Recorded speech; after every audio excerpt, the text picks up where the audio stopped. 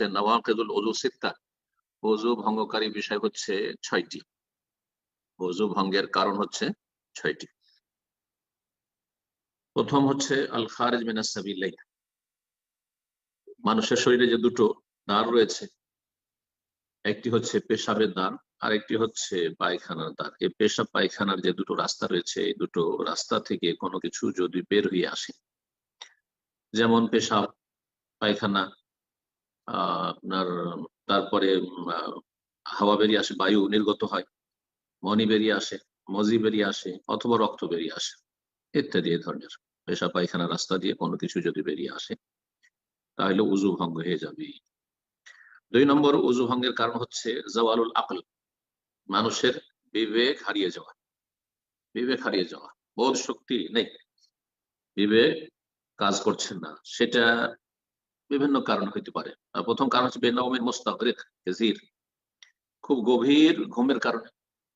এমন গভীর ঘুম এসেছে যে আশেপাশে কি হচ্ছে, এ কি বলছে, এ কি করছে, বা কি হচ্ছে ঘটছে, কোনো খবর রাখেন না, কারণ এখন বিবেক ঢাকা পড়ে গেছে, বিবেক কাজ করছে না।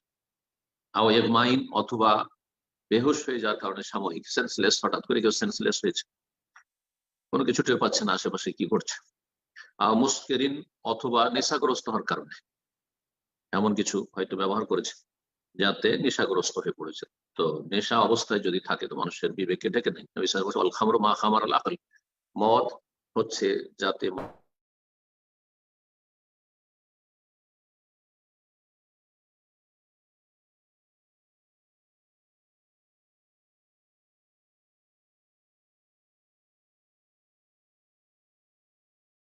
এইসব কারণে কি হয়ে যাবে, মানুষের বিবেক চলে যায়। বিবেক যখন কাজ করে না তখন অজু আছে না অজু ভঙ্গ হয়ে গেল তা তো জানছে না, সেই জন্য এটি হচ্ছে অজু ভঙ্গের কারণ, দ্বিতীয় কারণ। তৃতীয় কারণ বলছেন মাসুল ফারজ, লজ্জা স্থান স্পর্শ করা। লজ্জা স্থান স্পর্শ করা, এই বিষয়টি মতভেদপূর্ণ। এ বিষয়ে 3টি মত রয়েছে। একটি মত হচ্ছে যে লজ্জা স্থান সরাসরি স্পর্শ করলে, সেটা কামভাব নিয়ে হোক অথবা এমনিতে হোক, স্বাভাবিকভাবে হোক, কিন্তু সরাসরি যদি স্পর্শ করে তাহলে নর হোক অথবা নারী হোক, ওযু ভঙ্গ হয়ে যাবে। এটি হচ্ছে ইমাম শাফির মত, এটি হচ্ছে অন্যান্য আরো হাম্বলি মাযহাবের মত, এটি হচ্ছে অধিকাংশ আইম্মা কিরামদের মত, যে এটি অধিকাংশ আহলে হাদিস সালাফিদের মত। কারণ নবী সাল্লাল্লাহু আলাইহি ওয়াসাল্লাম হাদিস রয়েছে, মান মাসসা যাকারাহু ফালিয়াতাওয়াদ্দা, বা মান মাসসা ফারজাহু ফালিয়াতাওয়াদ্দা, যে ব্যক্তি লজ্জা স্থান স্পর্শ করবে সে যেন ওযু করে। দ্বিতীয় মত হচ্ছে যে না, লজ্জা স্থান হচ্ছে শরীরের একটা অংশ বা অঙ্গ, সুতরাং লজ্জা স্থান স্পর্শ করলে তাতে উযু ভঙ্গ হবে না। এটি হচ্ছে হানাফি মযহাব, প্রসিদ্ধ হানাফি মযহাব। তারা একটি হাদিস পেশ করে, কিন্তু সেই হাদিসটি তুলনামূলক দুর্বল। যে হাদিসটি বললাম উযু ভঙ্গের, সেই হাদিসের তুলনায়। তারপরে আর একটি সমন্বয় করা হয়েছে, সেটা হচ্ছে যে সরাসরি স্পর্শ করলে উযু নষ্ট হয়ে যাবে, ওই ক্ষেত্রে ওই হাদিস, যে হাদিস একটু আগে বললাম। আর শরীরে সেটিও একটি অঙ্গ, এই কথাটি তখন প্রযোজ্য যখন কোন আবরণের উপর স্পর্শ করে, অর্থাৎ কাপড় আছে লজ্জাস্থানের উপর, আর উপর থেকে কেউ তাতে হাত লাগিয়েছে, তাতে ওযু নষ্ট হবে না। এই দুটি মত হচ্ছে প্রসিদ্ধ মত। তৃতীয় আর একটি মত রয়েছে, তা হচ্ছে যদি কামভাব নিয়ে, যৌন চাহিদার সাথে, উত্তেজনার সাথে স্পর্শ করে লজ্জাস্থান, তাহলে ওযু নষ্ট হবে। আর যদি স্বাভাবিক সরাসরি স্পর্শ হয় তবু তাতে ওযু নষ্ট হবে না। বেশ কিছু গবেষক উলামায়ে কেরাম এই মতটি পোষণ করেছেন। সতর্কতা হচ্ছে উযু করে নেওয়া, সতর্কতা হচ্ছে উযু করে নেওয়া সরাসরি যদি স্পর্শ হয় নিজের লজ্জা স্থান।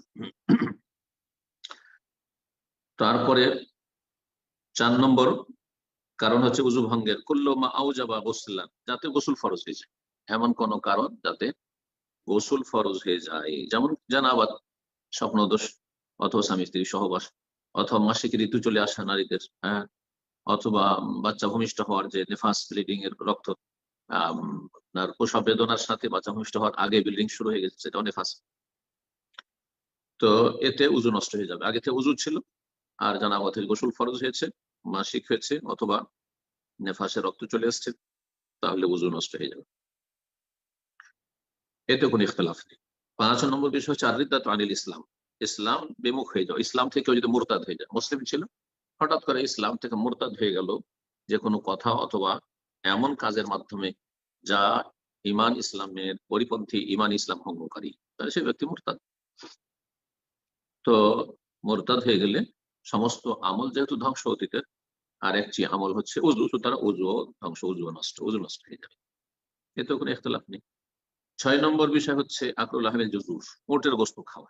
উটের গোস্ত খেলে উজু নষ্ট হয়ে যাবে, এটি সহিহ হাদিস দ্বারা প্রমাণিত নবী সাল্লাল্লাহু আলাইহি ওয়াসাল্লামের। এই মতটি ইমাম আহমদ রাহিমাহুল্লাহ গ্রহণ করেছেন এবং সমস্ত মুহাদ্দিসিনে কেরাম, আহলে হাদিস, সালাফিরা এই মতটি গ্রহণ করেছেন, কারণ এটি হচ্ছে সহিহ হাদিস সম্মত। হাদিসের অনুসরণ করতে হবে, সেখানে আমাদের যুক্তি কাজ করুক আর নাই করুক। কিন্তু অন্যান্য ওলামারা যেমন হানাফি মাযহাব, অন্যান্য মাযহাবে তারা বলছেন না, উটের গোস্ত খেলে কেন উজু নষ্ট হবে, তাতে যেমন গরু গোস্ত খেলে উজু নষ্ট হয় না, খাসি, বকরি ইত্যাদি, ভেড়া ভেড়ি অথবা মোরগ হাঁসের গোস্ত খেলে উজু নষ্ট হয় না, ওই রকমই তাতেও নষ্ট হবে না। তারা সেখানে যুক্তি পেশ করে, হতে পারে তাদের আইম্মায়ে কেরামদের কাছে এই হাদিসটি পৌঁছেনি, সহিহ সূত্রে অথবা পৌঁছেনি, আল্লাহু তাআলা আ'লাম। কিন্তু আমাদের যদি ইখতিলাফ দেখি তাহলে ফিরে আসতে হবে আল্লাহ তাআলার দিকে এবং তার রাসূল সাল্লাল্লাহু আলাইহি ওয়াসাল্লামের দিকে।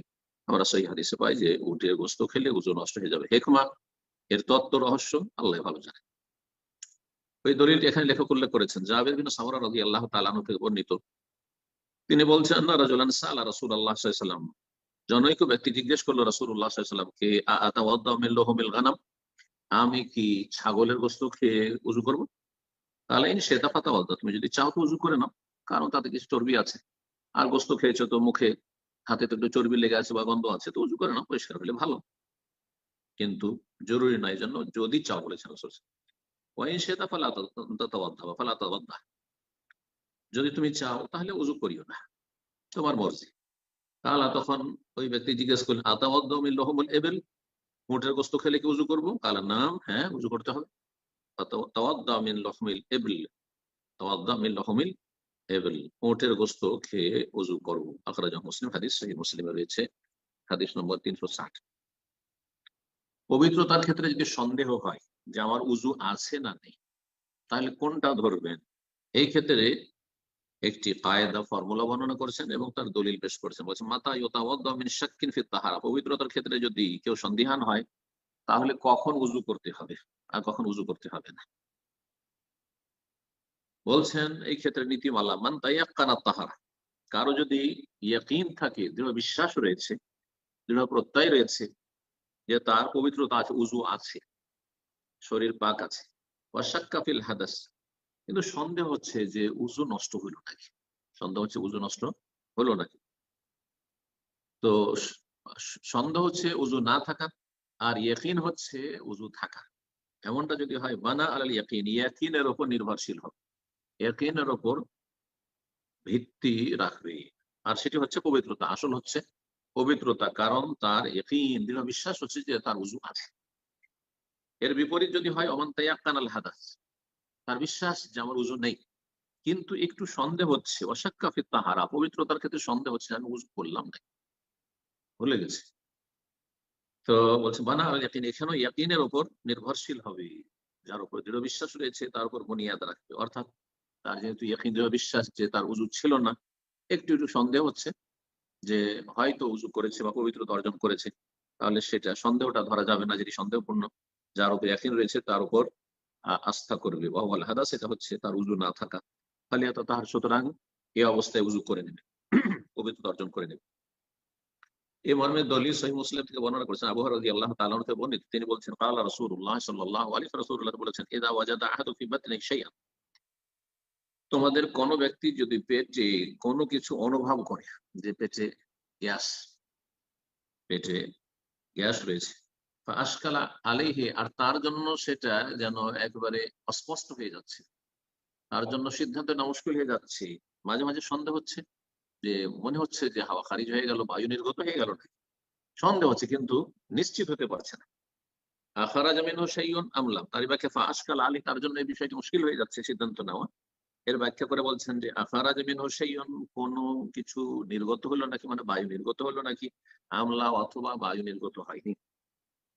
ফালা ইয়াখরুজান মিনাল মসজিদ, তাহলে মসজিদে যদি অবস্থান করে বা উযু অবস্থায় থাকে, মসজিদ থেকে বেরোবে না, উযু তার ভঙ্গ হয়নি। হাত্তা ইয়াসমা সাওতান, যতক্ষণ পর্যন্ত বায়ু নির্গত হওয়ার কোন রকমের আওয়াজ, শব্দ না শুনবে। আও ইয়াজিদু রিহান, অথবা কোনো দুর্গন্ধ না পাবে। তো আওয়াজ শোনা অথবা দুর্গন্ধ পাওয়া বলে যে কথাটি বুঝিয়েছেন রাসূলুল্লাহ, তা হচ্ছে আত-তায়াক্কুন, ইয়াকিন, যে যতক্ষণ পর্যন্ত নিশ্চিত না হবে যে সত্যি আমার বায়ু নিঃসরণ হয়েছে, সত্যি আমার ওযু নষ্ট হয়ে গেছে, সন্দেহের উপর নির্ভর করবে না। হাদিস সহিহ মুসলিমে রয়েছে ৩৬২ নম্বর হাদিস। কোন ব্যক্তি যদি স্ত্রীকে স্পর্শ করে, কোন ব্যক্তি যদি স্ত্রীকে স্পর্শ করে, সেই ক্ষেত্রে উযু কি নষ্ট হবে? শাফি মাযহাবে উযু নষ্ট হয়ে যাবে।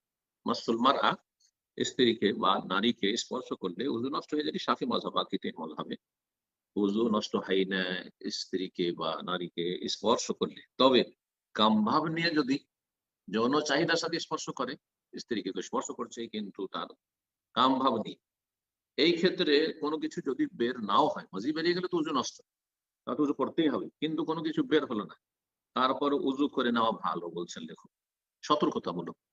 কারণ হয়তো এখন নির্গত হয়ে গেলে একটু পরে নির্গত হইতে পারে। তাই বলছেন ইয়াসতাহিবুল উযু, উযু মুস্তাহাব লিমান মাসসা ইমরাতান, কেউ যদি কোন নারীকে স্পর্শ করে বিশাহওয়াতিন, কামভাব নিয়ে, ওয়ালাম ইয়াখরুজ মিনহু শাই, কিন্তু কোনো কিছু বের হয়, মজি বের হয়, আও মাসসা আওরাতা সাগীরিন, এইরকম আরেকটি মাসলা, কেউ যদি নাবালক নাবালিকার কচিকাঁচা বাচ্চাদের, ছেলে মেয়েদের মা বাবা বাচ্চাদের লজ্জাস্থানে হাত দেয়, পেশাবের রাস্তায় হাত দেয় অনেক সময় পরিষ্কার করার জন্য, তাহলে কি উযু ফরজ হবে?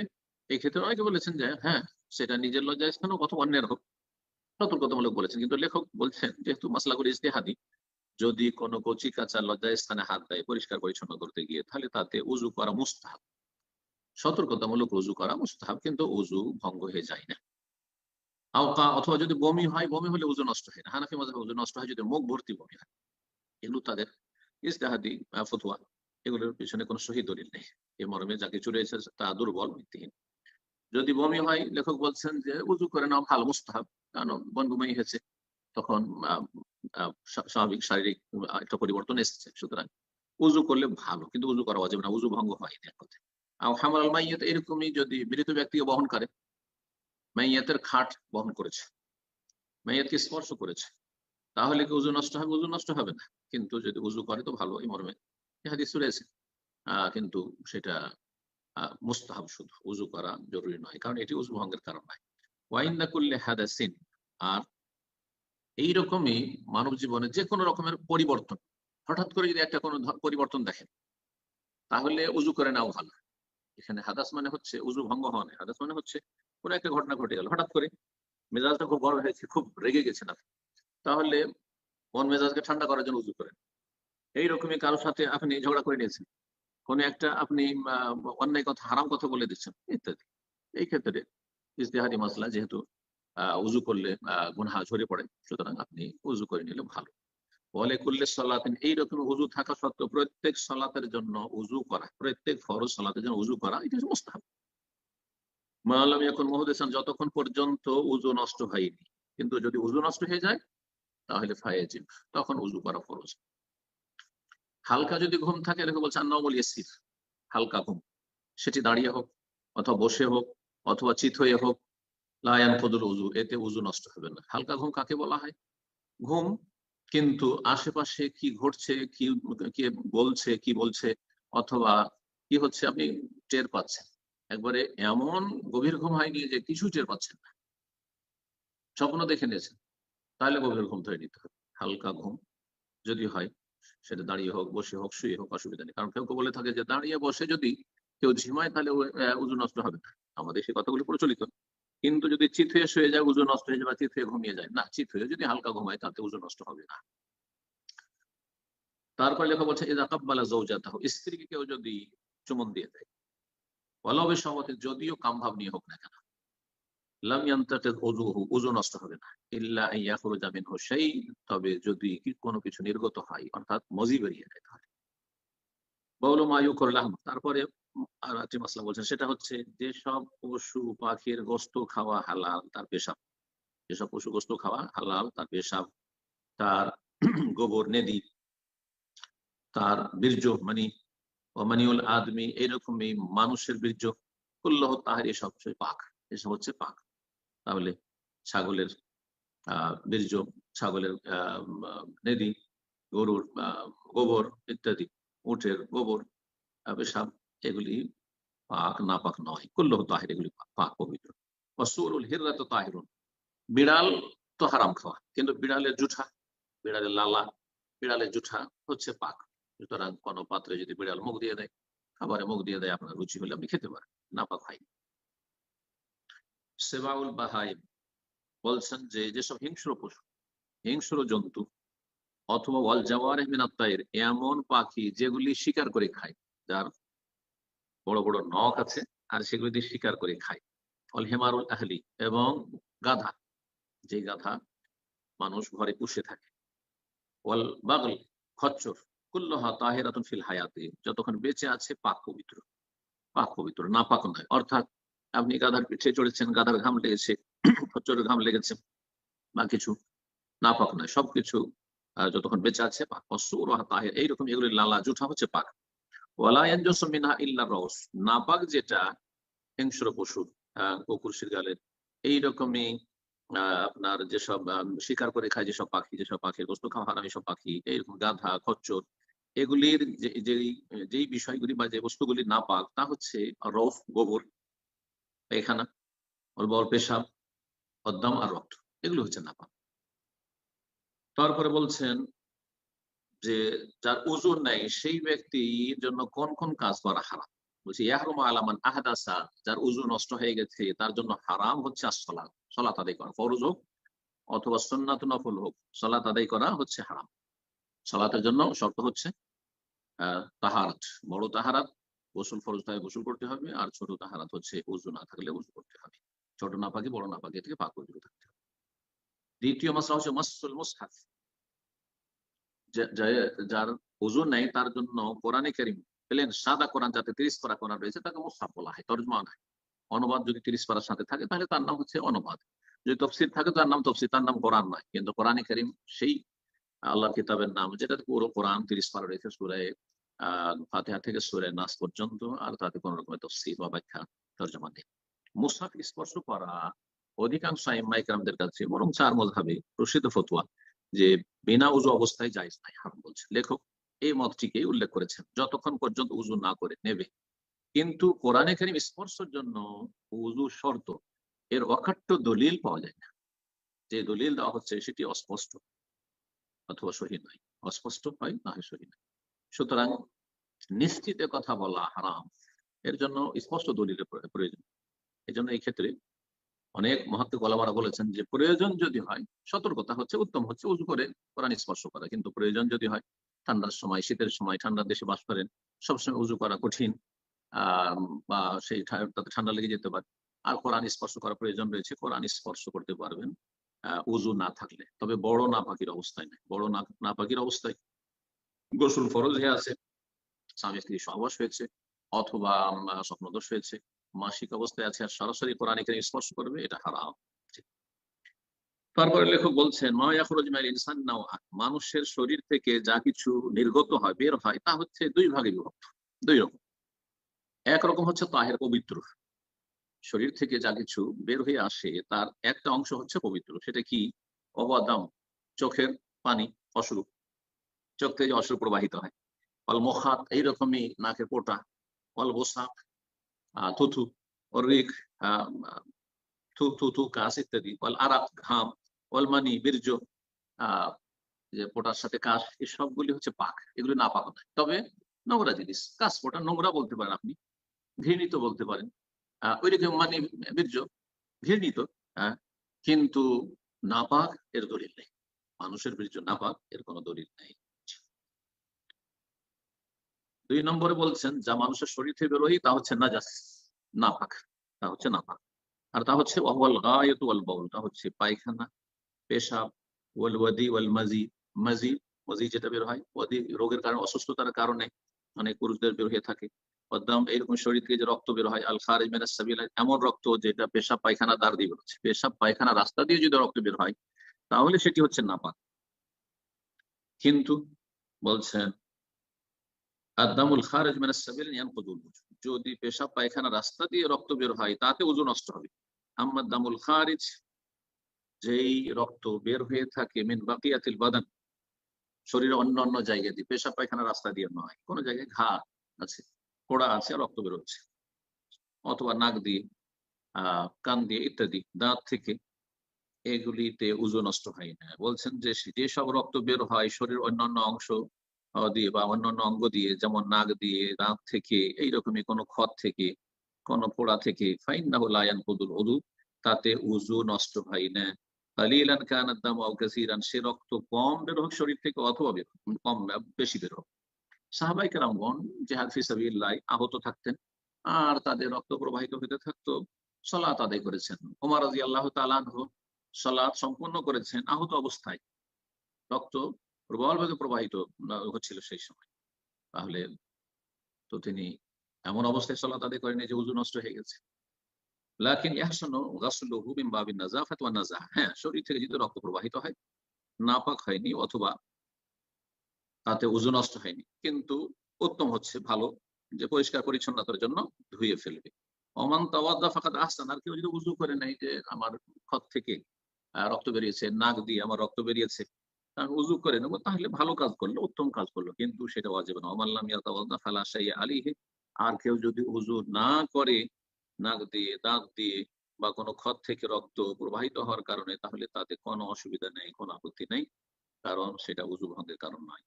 এখানে আজকের আলোচনা শেষ করলাম। রব্বুল আলামিনের কাছে দোয়া করি আল্লাহ যেন কবুল করেন, উপকারী জ্ঞান দান করেন, এবং আল্লাহ রাব্বুল আমাদের ইলমে আমলে দ্বীন দুনিয়া আল্লাহ বরকত দান করেন। ওয়া সাল্লাল্লাহু সাল্লাম আলা নবিয়িনা মুহাম্মদ ওয়া আলা আলিহি ওয়া সাহবিহি আজমাইন।